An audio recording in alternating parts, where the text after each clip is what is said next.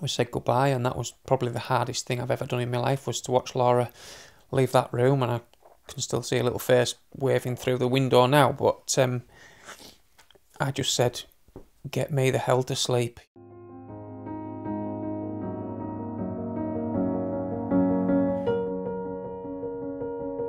In the 65 years since the first successful major organ transplant, there have been countless stories of lives being saved through the tragic loss and through the love and human kindness of others. But in all those years, and amongst all of those stories, few have been more remarkable than that of Adam Alderson. I was diagnosed with a rare form of abdominal cancer called pseudomyxoma peritonei. In this unique film, Adam discusses life before his illness, Getting married, having children has just never been anything either of us were thinking about. relives his medical journey, and reflects on those whose lives contributed to saving his own. So I looked up to him as a mentor and someone to aspire to. You say they say you should never meet your heroes, but I'm glad I did. We examine the wider issues facing the organ donation system through those that have seen it at first hand. It was absolute, it was just chaos. I can't describe what it was like. There's people coming and going all the time. I've never been in anywhere like that in my life. And he said, you know, if I do this, there's a good chance I'll kill you. And I said, I don't care. I might not walk out of that theatre, but I'll bloody well walk in there. You've got nothing to lose.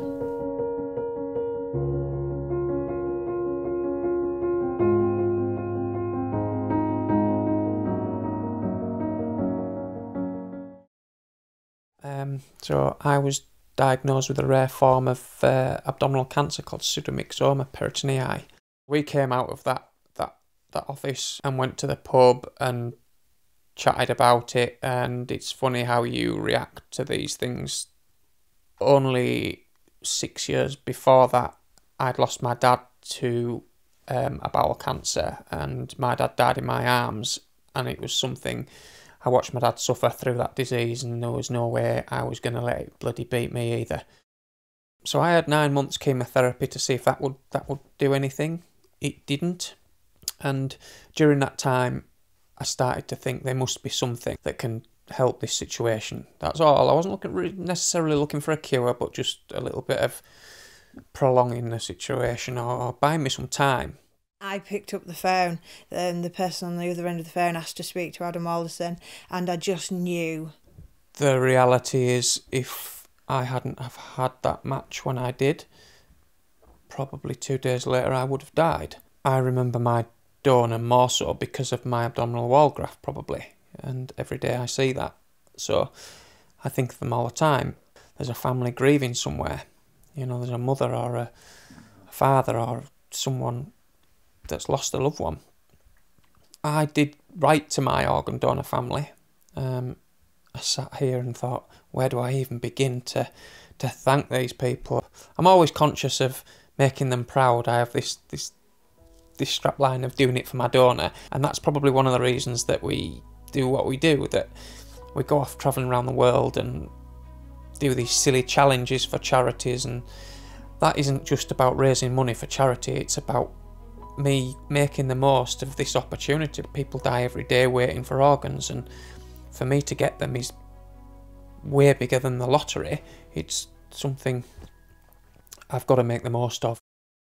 But not only is actually having a donor card and being on the donor list important, it's really important to have that conversation with your family, because your family can still overrule your decision. You can appreciate that at that time of grief and need, if someone's just died, none of us would be thinking straight, and it would be very hard to say, yes, take organs when you've just lost that loved one. However, research shows that even if next of kin's decline, once everything's settled down and they've come to terms with what's happened and all that, they wish they'd said yes.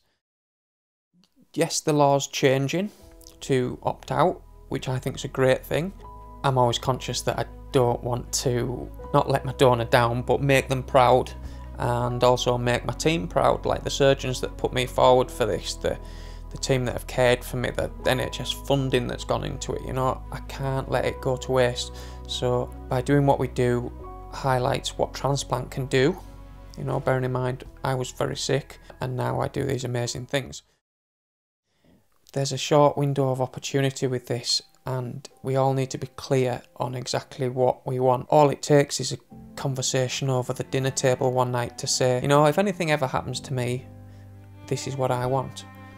And I'm not ramming it down anyone's throat to become a donor. It's a very personal thing, but I wouldn't be here today without it.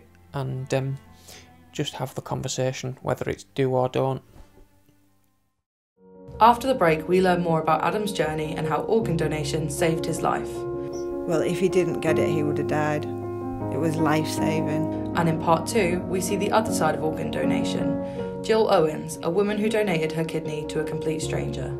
If you would accept one if you needed one, then why would you not put yourself on the list so other people can benefit?